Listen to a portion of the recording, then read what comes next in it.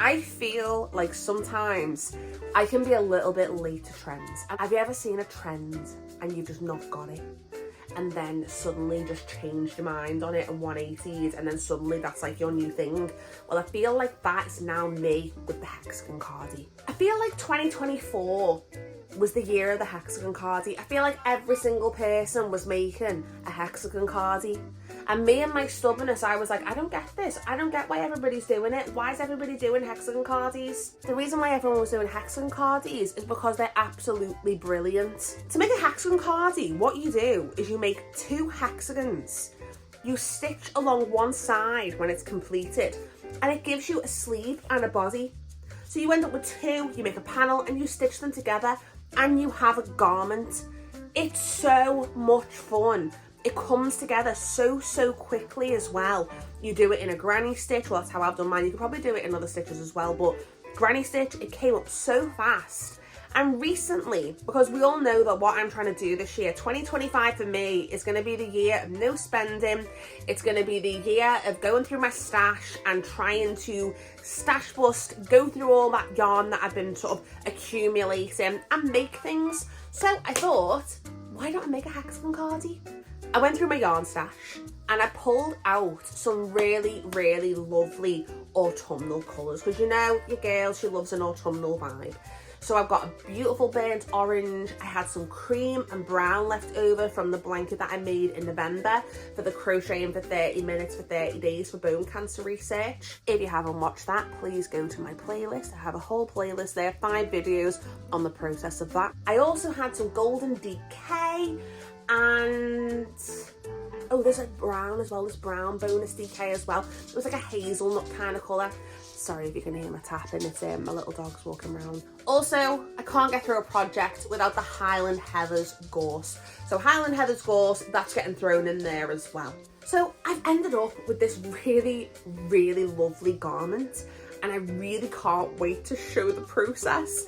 So the first thing that we're gonna do is we're gonna go through all those yarns that I've just mentioned, and we're gonna have a look at what those colours look like together. If you like crochet, if you like crafting, if you like thrifting, please make sure you like and subscribe to the channel. This year my goal is to get to 1,000 subscribers. So if you like the content, please subscribe to the channel. Also, if you really like the content, make sure you hit the notification buttons. I upload every single Sunday and that would really help me out. Thank you so much. So I have raided my yarn stash and these are the wools that I've got. Obviously, I've got autumnal wools. This wool is a cream. It's literally called cream. It's a Women's Institute wool. You can get this from Hobbycraft. This is left over from the blanket that I did when I did the 30 minutes, 30 days. This is also left over from that project. I think genuinely it was just called brown. Women's Institute wool. You can get that from Hobbycraft, just like the cream. That is all I've got left. It is making me a little nervous. I've not got loads of that. So the next wool that we've got is this bonus DK. I bought this absolutely ages ago and I can't remember what the colour's called. It's like, I don't know whether it's like hazelnut or something like that. It's such a nice brown. It's quite a light brown, and I think having that contrast between the dark brown and this lighter brown is just going to be really nice in the project. Now, the next wool, I talk about this all the time. This is the Highland Heathers gorse. If I can fit this into a project, I'm going to be fitting it into a project. You know, I'm going to be sneaking it in there. I absolutely love this wool. I've raved about it. It's just one of my favourites. Now, this wool is from Home Bargains. I literally think it's called Burnt Orange.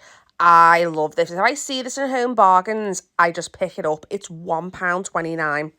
All of these wools, by the way, are just a DK weight wool. For £1.29 and that colour, I can't leave it. This is a bonus DK. It's the Hayfield bonus DK. I love that range because you've got so many different colours. This is golden. How stunning is that yellow? It's so warm. I got this to go with another jumper and I've just had it in the stash for ages and I thought, you know what? I'm not working on that jumper and I've got no plans to. So let's just use this yellow wool and put it into this project. I think it just fits in with these colours and really brings a brightness that if it wasn't there, I think the other colours would look kind of muddy and they wouldn't all be working with each other. Having the break with the cream, having the break with that golden, I think it's going to look so nice when it's all worked up. I am a little nervous of the cream because I tend to only use like cream for like borders because I'm more of a darker colour kind of girl. So a little bit nervous about this cream going in, but we shall see. We're going to be using a 3.5mm crochet hook. I'm going to be using one of my Prims. I love the Prim hooks. I think they're absolutely amazing. Now, one of the things I say when people are first crocheting is, yeah, get a cheap crochet hook. I actually gave a set to my friend's little girl. Her name's Romy. So, Romy, if you're watching this, I'm giving you a little shout out. She's got an amazing jewellery business. Like, her jewellery is amazing. Joyful Jewellery on Instagram. Go and see her. Like, perfect. She's going to be learning. She's going to be trying to see if she likes it. There is no point in investing in something that you don't know whether you're going to take up. If you decide you like it, the first thing you should do, go and invest in a hook. The Prims, they're about double the price. They're about £5. Definitely worth investing. Now, this is the colours all lined up. That is the order that we're going to be working in, going from the orange, starting off with, ending at the brown. Starting at the orange because I feel like I'm going to incorporate more orange towards the end because I've got absolutely loads of that in my stash. So, I have worked up my little hexagon. And I'm doing this in single rows. And you know what? I'm doing this in the 3.5 and I hate it. I absolutely hate it. I'm folding it over. And I know this is obviously the very beginning of the project, but it just feels really stiff. And I also don't like the colour changes that quick. I think I need to do it in larger stripes. So I'm going to be redoing this. I just think that maybe a larger hook. I'm working in double crochets. If I use that larger hook, the stitches are going to be a little bit bigger. It's going to give a bit of breathing room for that DK wool. I just think that that's what I'm going to do. So double rows. I'm not going to take this apart. I'm just going to throw this into my bag. And I'm just going to crack on and just see what it's like in a larger hook. So I've worked up the middle. And I am instantly so much more happy with how this looks there. That's the 3.5. It was just feeling just a bit too dense. And here, that is the start of doing the double row. So I've worked it up in that burnt orange. And it's just sitting a little bit better. And you can also see like the size comparison as well. Obviously, what we're going to be looking at is just the middle and the gorse. But it's just going to work up a little bit quicker. What you've got to think is the bigger the hook, you are going to be working up a bigger size. So it's going to work up a little faster than working in it with a 3.5. I'm actually really excited because when I folded it over, I can kind of see where it's going. So here we are. We have our hexagon made up. Now, we've done one row for each colour that we're using, and I think I'm going to have to do this twice. I don't want to make it too big, because a lot of the hexagon cardies I've seen, they've got these absolutely massive gaping sleeves, and that's just not my vibe. This is how you make it, right? So you fold one corner across, so effectively you're folding it in half, and you stitch across one of those folded edges. And that makes your sleeve hole and it makes the open part of the body. It's absolutely amazing. Everyone last year was making hexagon cardies. And I don't know what it is when people like when a trend starts. I usually feel like I'm kind of like late to a trend because I just kind of like rebel against it. And I don't know why. It's like, obviously people do these things for a reason. And I feel so stupid that I didn't try this earlier. Like I can see me working like this like so many more times. It's unreal. So I have finished the first hexagon. I am absolutely made up with this hexagon. It's so pretty. I'm so happy with the colour palette. At first I was a little bit worried about this white because I thought, oh, it's not really a white, it's a cream. And I thought that cream, maybe it's just a bit too bright, but I actually think it breaks things up a little bit. And I think that all these colours having more of a conversation with themselves just by having like this little pop of the white right next to this really dark brown. I was going to introduce that colour. That's the khaki that I got from the Aldi. And I'm really glad that I didn't because I feel like in comparison to this mossy green, because there are so many tones in that. I mean, look at how many tones are in that. It's so beautiful. There's even a slight tiny bit of blue. I think you can kind of see that bluey green just popping there. And I think that it mats this down, it dulls it down. So I think taking that out, it's just so nice. It's so autumnal. And that's what I need. We're going into spring. Soon it's going to be summer. And this is where I start really longing for Halloween, and I'm longing for me pumpkins, and I'm longing for me autumn leaves. Like the next 6 months are going to be a slog. No, it's going to be fine. It's going to be fine. I'm going to have a really good summer. It's going to be great. Yeah, for somebody who works in wool, it's going to be such a great summer. But yeah. I'm aiming on getting this done because there's a yarn fair in Blackpool, and that is going to be on the 16th. So I think that's the day that I'm going to be uploading this, actually. So I think the 16th, that day, I'm going to be in Blackpool at the Imperial Hotel, and I'm going to be going to the festival there, their yarn festival, and I'm going to do a video. So my aim is to get this done so I can wear it to the yarn festival with these fab, like, corduroy brown trousers that I have from Lucy and Yak. I just think this is going to make it look so cool. So what I need to do is I need to stitch this together. And how you do that is you bring two corners together. Sorry, I'm doing this all one-handed. Two corners together. So the ones two corners that are next to each other. So you can see that's one panel there. Bring one panel up. Then the one next to it, bring that up, and then you kind of basically just folding it in half. And there we are. How fantastic is that? So I'm going to make another one, and then we'll look at stitching it together. Okay, so this is my second panel. Now, I have noticed something. Now, I'm running out of wool, and I thought to myself, oh God, what am I going to do? What am I going to do? I don't want to go and buy more wool. I'm trying not to do that. But then I thought to myself, with the other panel, when I stitch that together at the top, I'm going to end up with 4 rows of brown. And it's going to be the same on the body part. It's going to be 2 rows of brown. That's not what I want. I want it to be even, because you'll see I'm doing 2 rows. So I'm thinking with this, what I'm going to do is I'm just going to do 1 row of the brown, right? So when I stitch these together, oh my gosh, my hands are just not working today. When I stitch this together, the arms at the top, it's still just going to be 2 rows of brown. It's not going to be like 4. Sorry. Oh, Jesus Christ. It's not going to be 4 rows, it's going to be 2 rows, and that's what I want to do. So obviously it's still kind of keeping in with that theme of just going 2 rows, 2 rows, 2 rows. And then when I get to the arm, I'm just going to do 2 rows of brown. And I think that's what I'm going to do. That's what I'm going to do.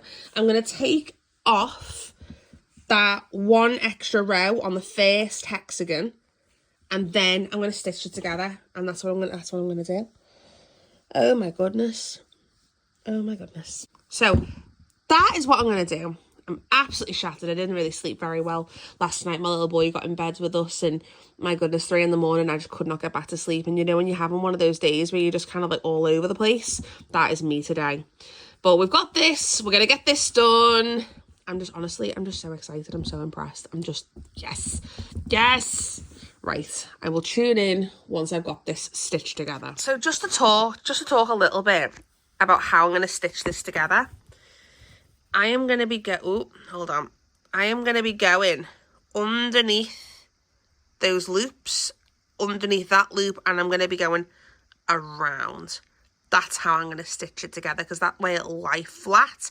So picking up both loops, see those two, that V, picking up that V, picking up that V, so going in through the top, under through the bottom of that one, and round, and that is how we're going to be stitching it together. Okay, so here is the join. I don't know why, but for some reason I thought I was going to have to stitch somewhere else, but that's the beauty of the hexagon, is it's only 1 stitch like along, and that makes your arm. But now what I've realised is I'm going to have to crochet along here to make sure that that's you know, got 2.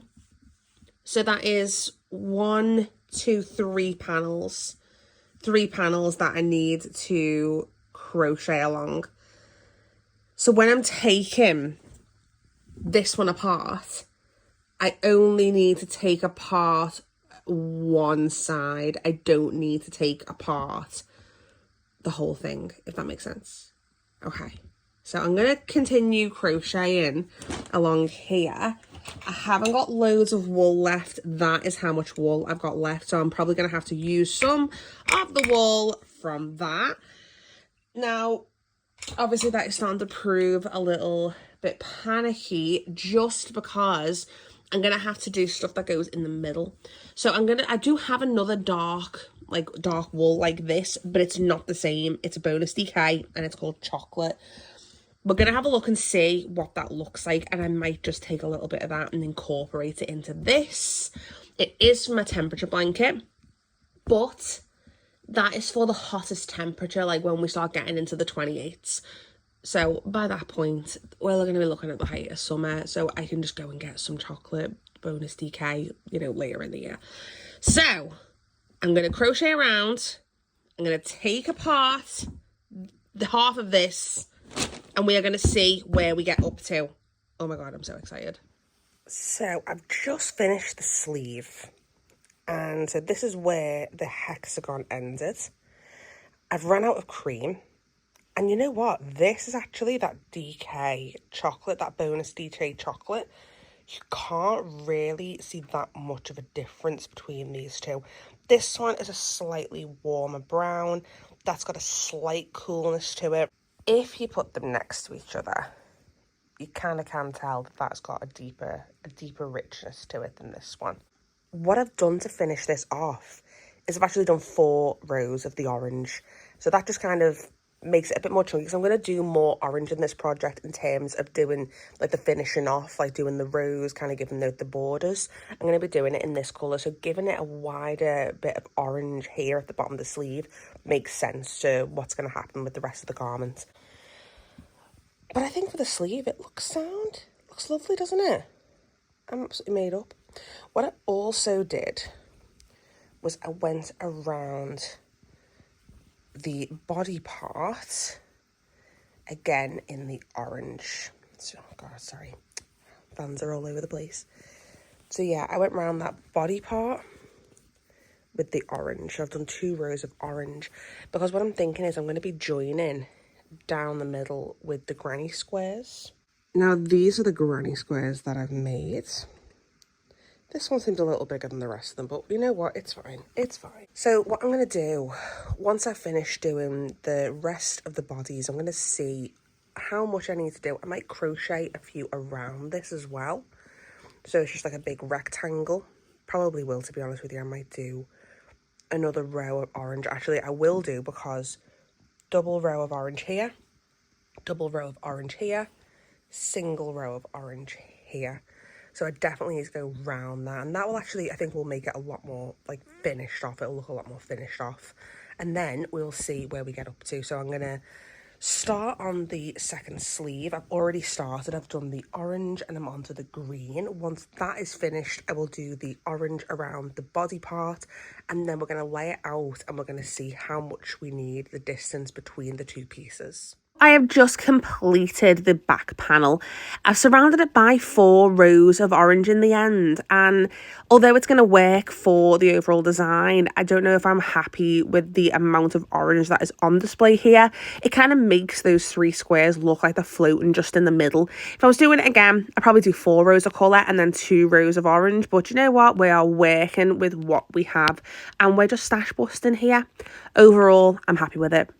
So I've stitched together the 2 hexagons, and what I've done is I've also made a panel down the back out of granny squares stitched around, and this is what the cardigan looks like. I'm really, really happy with how it's turned out so far, but I don't really feel like it's finished. I need to do a few more rows at the bottom because I feel like it's just a little bit too short. I'm also going to do a scalloped edge going around and also on the cuffs here as well. This is sitting a little bit weird and I don't really know why that is, but I'm thinking eventually it will just, maybe I'll steam it and we'll see what it's like. But I'm really loving the colours. I think it's really, really pretty. But yeah, just needs to be a little bit longer. And yeah, happy so far, but we'll see how it looks when I get the cuffs finished. I'm adding a few extra rows to the bottom of the cardigan. I'm just doing it in the burnt orange, that gorse and that golden, because I'm going to be doing the edging in that scallop in that dark brown. So if I do too much dark brown, it's going to look weird. So I'm just going to finish off now and do one more row of the burnt orange. I ran out of the golden and I had to do the very last granny in the gorse colour. It was just, oh, I just didn't have enough. But you know what? We're stash busting and I'm so impressed. This is my page in my journal for my hexagon cardie. Every time I do a crochet project, I document the process. So I put some little yarn scraps in so I know what yarn I was using. Here are the different types of yarns, the hook size that I was using. And here is a bit of a brief description of how the garment came together. I've also stuck in some pictures of the garment as well. I made a little diagram for myself so I kind of understand. So if you want to remake this, this is exactly what I did.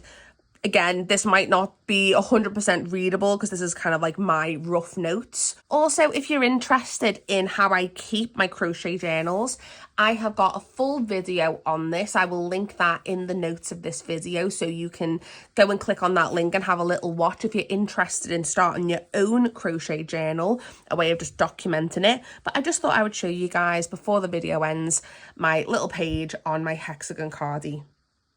I just wanted to pop in here quickly because I've just been going through my spending page and my crochet journal.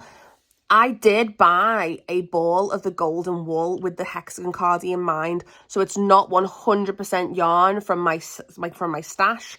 I do have a ball of yarn that I did buy. I completely forgot about it because I bought it back on the 9th of January. So I did buy one ball of wool for this project. So it's not 100% from my stash. I would say 80% of the wool, because I used 5 balls of wool, 80% of this was from my stash. So I'm still classing this as a stash buster. Here is the finished cardigan. I am absolutely made up with how it's turned out. I really like the fact that I went back and did this scalloped edge as well. So I think it kind of finishes it off. I don't know if you can see much of the back. But I think especially doing those additional rows as well has really, really helped with balancing it out. I've seen quite a lot of these cardigans where they don't seem to sit quite right. But this is actually sitting really, really lovely. I haven't blocked it. I know I should block it. I'm thinking that I should probably steam it, but to be honest with you, I'm actually really, really happy with how it's fitting. It's so snuggly as well. And the fact that I've done this out of my scrap yarn, to me, is a really, really huge accomplishment. So I'm absolutely made up that this has all been made out of yarn from my yarn stash. So I've not gone and bought any yarn for this at all. An idea that I have had after doing this video is looking through my yarn stash and maybe making an inventory of the different wools that I have. Then I've got an inventory that I can work off when I'm trying to plan out my ideas, instead of just kind of opening the box and just seeing what's inside. Making an inventory might be a good idea. So that might be something that I do in a future video. Also, I can't believe that I waited this long to make a hexagon cardie. One thing that I think, again, I've learned from doing this project is to try the trends that everyone's doing and not just kind of go against the grain, because I can't believe that I've been missing out. This came together so quickly. I started this jumper on the 2nd of February and I finished it on the 11th. So that is 9 days to make this cardigan. Which to me, that's like crazy, because normally when I'm making a jumper, it takes me so long. But 9 days to make this hexagon cardie, if you're looking to do something quick. And you've got to think as well, I'm a larger size. If you're smaller, it's going to take you even less time to do. So that's it for today's video. I hope that you've really, really enjoyed watching me make this hexagon cardie. I'm definitely going to be making more hexagon cardies in the future.